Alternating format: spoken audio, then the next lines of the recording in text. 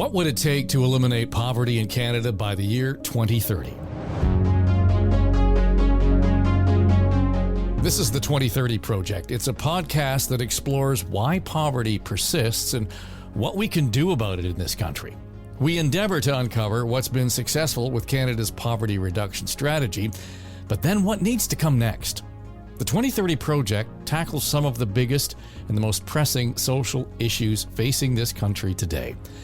I'm Dave Trafford, and thanks for joining us. In the last episode, Garima Talwar Kapoor at Maytree talked about the welfare wall. Now, that refers to an unintended consequence of social support programs that effectively discourages people from supplementing their pensions, their welfare, or their social assistance checks with a part-time job. Now, thousands of individuals with serious disabilities end up on welfare, and many of them inadvertently become trapped behind that welfare wall because it's their only source of income and often the only route to disability supports and benefits. So in this episode, we get a first-hand perspective from Trevor Manson and Andrea Hatala. They're chairs of the Ontario Disability Support Program Action Coalition. It's enough to maybe scrape by on, right? You get $11.69 a month, but people still have to use meal programs and food banks to sort of make the ends connect at the end of the month. And we're seeing in a lot of cases that the government would rather give money to food banks than actually give money to the people that need it.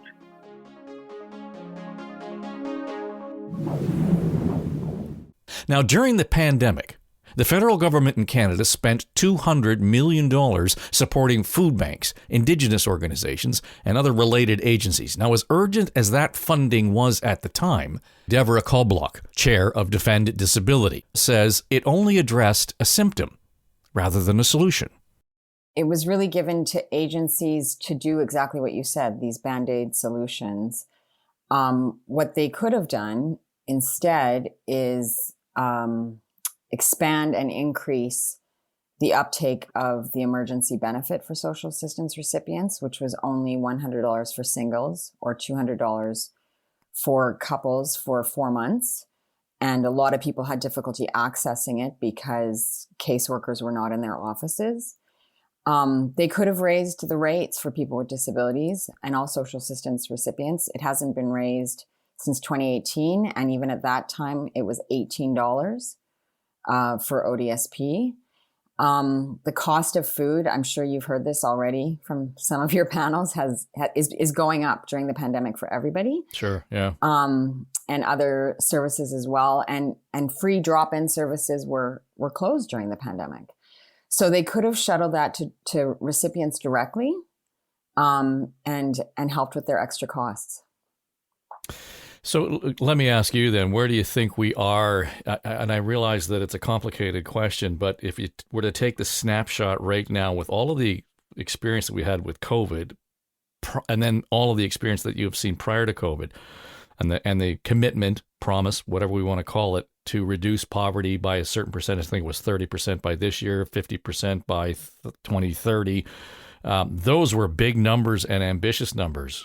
Just give me your sense of where we are, through your own telescope. I think we're at a point where we are still not seeing the willingness to put direct investment.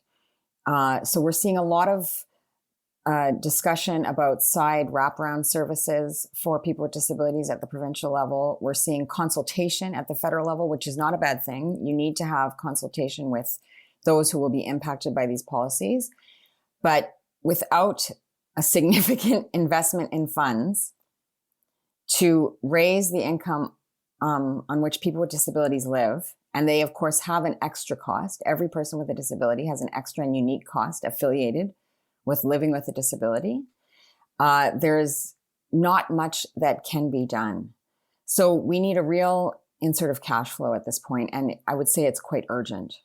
Mm-hmm. And it's been urgent for a while. Well, yeah, and I get that impression, Andrea, because as we watch this, and it's almost one of those things that's hiding in plain view for many of us, and we become used to it. It just kind of fades into the background. I want to ask you though, when we look at the need to invest in that kind of commitment for income security, particularly for those who have disabilities, it can't be a one-size-fits-all approach, though, can it? Because certainly there are a range of disabilities. There are a range of needs depending on the disabilities that we're talking about. And no, it can't. I guess I don't think that it can be a one-size-fits-all type of system. And that's why you have, different benefits, and that's why you have contact with your workers is so important, so that you can try to fight for money if you need it, or you can fight for or advocate for money if you need it, or you can advocate for these different benefits if you need them. But if you just give people a lump sum of money, that's not a good solution. Because the one sum of money can be cut, for one thing, and different disabilities need different amounts of money. I mean, to repair a wheelchair is a lot of money, and to buy wheelchairs are a lot of money. I get computers with specialized software. That's another expense. And so you can't take away the different programs and expect, one size to fit all. So let me just back up for a second, and for the sake of the audience, because this is an audio podcast, explain to me why you need that special software on your computer. Oh, well, I need the special software because I'm visually impaired. And so there are screen magnifiers and screen readers. And the magnifiers just blow up the size of the screen, and the screen readers, say everything that's on the screen. So Trevor, I think words matter, and I think it's telling that Andrea started with the word fight and then pivoted to advocate. And I understand why she did that. But at the heart of this, I don't think anybody would believe that you should have to fight for the kinds of support that you're talking about. Yeah, unfortunately, it kind of boils down to that. When the election happened in 2018, in the last budget from the previous government, ODSP Action Coalition is a nonpartisan group. They don't make it easy sometimes to not be partisan to a degree. In the last provincial budget before the election in the previous government, there was going to be 3% annual increases to ODSP, which would have been the most significant increases that the program has seen since probably 1995. And after the election, when the new government came in, they took that first 3% increase and they actually went into the legislation, opened it up, and cut that 3% to 1.5%, and then canceled the subsequent 2-3% rate increases. So the last increase was in 2018, and it's pretty clear that the current government has no intention of increasing rates during their mandate, because there has been absolutely no signal from this government that that's what they intend to do, despite their stated goal of wanting to stabilize lives and move people into employment. Simply moving somebody from social assistance into employment, that is not in and itself a measure of poverty reduction. People on ODSP are trying to live on rates that were established basically in 1995. If ODSP rate had been tied to inflation since 1995, the rates would still only be around $1,450 a month. But that's a far cry better than the $1,169 a month that it is now. So employment in itself is not a measure of poverty reduction, I guess is what I'm trying to say. Well, Devorah, when we talk about a job is one thing, but does that job actually support the needs of the individual, particularly those who live with disabilities? And it's around the benefit. I mean, I can have a job slinging hamburgers somewhere, and I'm quite capable of doing that, but it doesn't necessarily mean that I have the wherewithal to make sure that I have my dental or my eye care or whatever it might be, or a drug program, where that's covered. So that's what gets lost in this. Is that right? So there's a few things about jobs. One piece I just want to put on the table is we still don't have an environment where people with disabilities are easily accommodated in the workplace. And the compliance rate of the AODA Act, the Accessibility for Ontarians with Disability Act, is somewhere between 40 and 60% depending on whether you're looking at the private or the public sector. So just going back to the fight, we're not even at a point where people with disabilities can enter workplaces and be accommodated so that they can work safely and in a way that gives them an equitable chance on the job. The other piece to that, like you've said, is that the labor market is more and more contract work, temporary work, low wage work, and certainly for people who are on social assistance who have some drug benefits, which can, for some people, pay part of their disability costs. You need to kind of jump from living in deep poverty to having, a really stable full-time job I'm making numbers up, 60,000, 50,000. I don't know at what point even some of those jobs don't have benefits. So the trade-off of going to work and losing all those benefits is actually quite expensive. And I just add also, we're not in a point yet where the workplace understands episodic disabilities, where people can ebb and flow, where one week they might work 15 hours, where the next week it might be 5. And so there's a whole set of work that needs to be done around better jobs, and also around working with people with disabilities in their unique needs so that they can thrive in the job as well. So let me ask you two things then based on that, because I think that one of the things that we're going to see is we're going to widen the lens or our peripheral vision in terms of our definition of what disability means post-pandemic.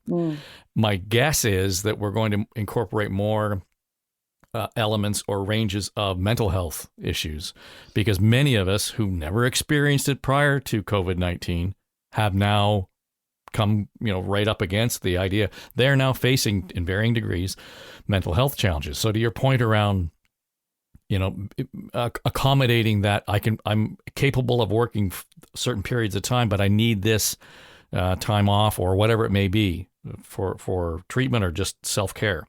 The other side of this is, though, there's a lingering cultural perception that you got 1.5% this year. Shut up. I didn't get anything. And I say that bluntly, but there's often this kind of I, me, mine approach to this culturally that makes it easy for any government of the day, whether it was a liberal or a conservative government at Queen's Park, to say, look what we're doing, we're really helping out here, and they got more than the average person did. So, yeah, I'll take a few points to that. First, I just want to go back, and I also want to mention that some people with disabilities will not be able to work because of their disability. And I think we need to keep on the table that they can still have a full contributing life, and that the goal should be of society to allow and to have people with disabilities who have a lot to contribute and want to participate fully in society in whatever way they can. So I just wanted that on the table. And then in terms of the mental health piece, what we've seen both federally and provincially is people with mental health disabilities have a much harder time qualifying for programs, and also I would hypothesize getting accommodation.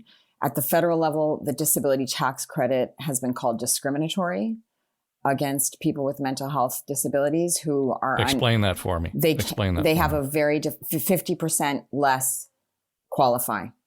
They fill out the medical forms, and they do not qualify for the tax credit, which is not just a tax credit, it's also a gateway to other programs. In the last budget, it looked like they're going to try to open up and broaden it for more mental functions to be included. But as of yet, we haven't seen any implementation with that. At the provincial level, the Attorney General's report of 2019 showed clearly that people with mental health disabilities have a lower success rate of getting onto ODSP. So what you're raising right now post-pandemic, we still don't know what that kind of accommodation is going to look like. But yes, it's becoming more and more pressing, I would say. And to your last point on 1.5%, I would say this. That was in 2018. It was 3 years ago. The cost of groceries this year is going to go up 6.5%.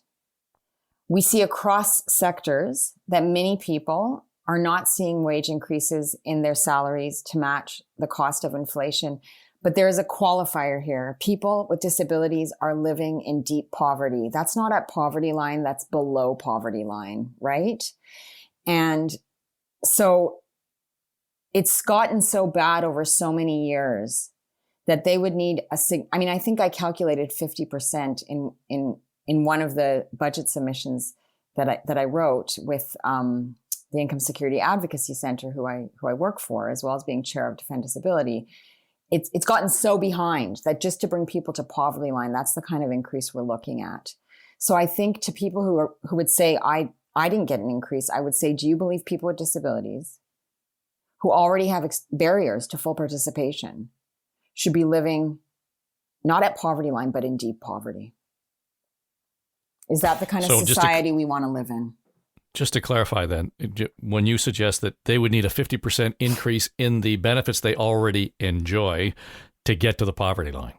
Yeah, we're at 1169, double that. That would bring you, now I'm doing math on the fly here, but people are living way below poverty line. And how they're surviving is beyond me. Minimum wage is like $14 an hour, right? That's a lot more if you add that up to even a 20-hour work week. That's a lot more than $11.69 a month. So before we wrap this up, I just want to kind of go around the table here, and Trevor, will start with you, and give me a sense, if you can, of something that you can point to in the federal strategy to reduce poverty that you think actually has worked.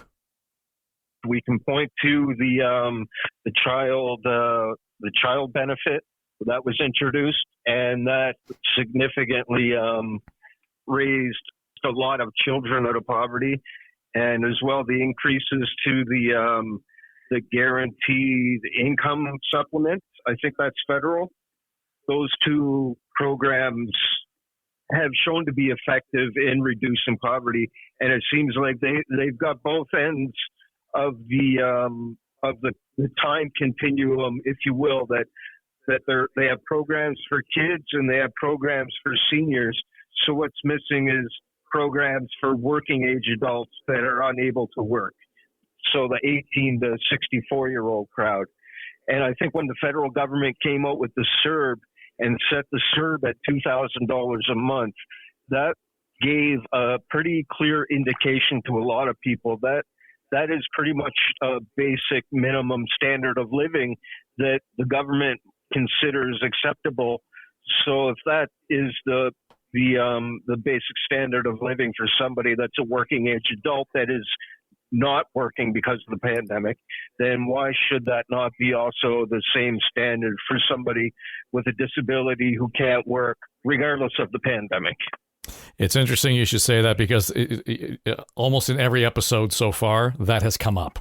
That, in fact, we have got this two programs that have worked really well, Andrea, and we can see where it has been effective, and it's best practice for all intents and purpose. So that how do we address that moving forward in terms of whether it's a supplement or a guaranteed income, or that income becomes part of a larger program? But certainly we have some successes here. Are you at all confident that the governments of the day or the next governments to come are going to be able to take those best practices and say, we're going to push that ball down the road a little further and take advantage of the good work that's already been done and be able to use it to the benefit of reducing poverty? I mean, it depends on whether the government in power listens to the people. We all know, like, nothing about us without us. We all know what's best for us. The government doesn't have to sort of reinvent the wheel. They just have to ask us and listen to what we have to say. Then yes, I am confident.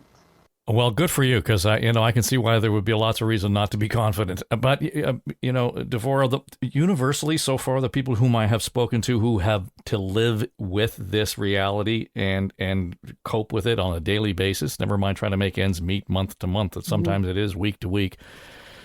Two things I have found. I've found them to be incredibly inspirational, because I realize that, holy cow, the gifts I've been given, and maybe I take them for granted. So that has really focused it for me in many respects.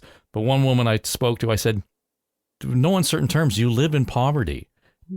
And I'm just trying to get a sense of how that weighs on you, because whether it's your own challenges or the stigma that comes with it. And her answer just about knocked me off my chair. She said, well, I may live below the poverty line, but I live with abundance. Holy cow. I mean, what do I say to that? But my problem with the answer is that there will be people who will listen to her, who will listen to Andrea, who will listen to Trevor and say, well done, pat you on the back, you're getting by. You're a good example of how you can get through it without any more support. And Devorah would respond, no. It's amazing how people do survive with so little. But I think a better question is, how well could they be doing? How much better could they be doing if they were above poverty line? And I think... Where's the dignity? Where's the dignity? Right? Also, just it impacts the weight of poverty. It stops one's life in terms of being able to plan for the future in ways that when you have that kind of stability of basic needs taken care of, you can. And I think the Health Providers Against Poverty, which is a group of doctors who we have participants at Defend Disability, have a set of leaflets that show how disability gets aggravated and how people don't get to thrive as much. So I think survival should not be the line. It should be really how, as we as a society, want to support everyone so that they can fully contribute, fully grow, fully self-actualize as people, and have the freedom of choices to do so. And when you are scrounging for food or not sure if you will meet rent, that is just not available, right? And it makes disability worse.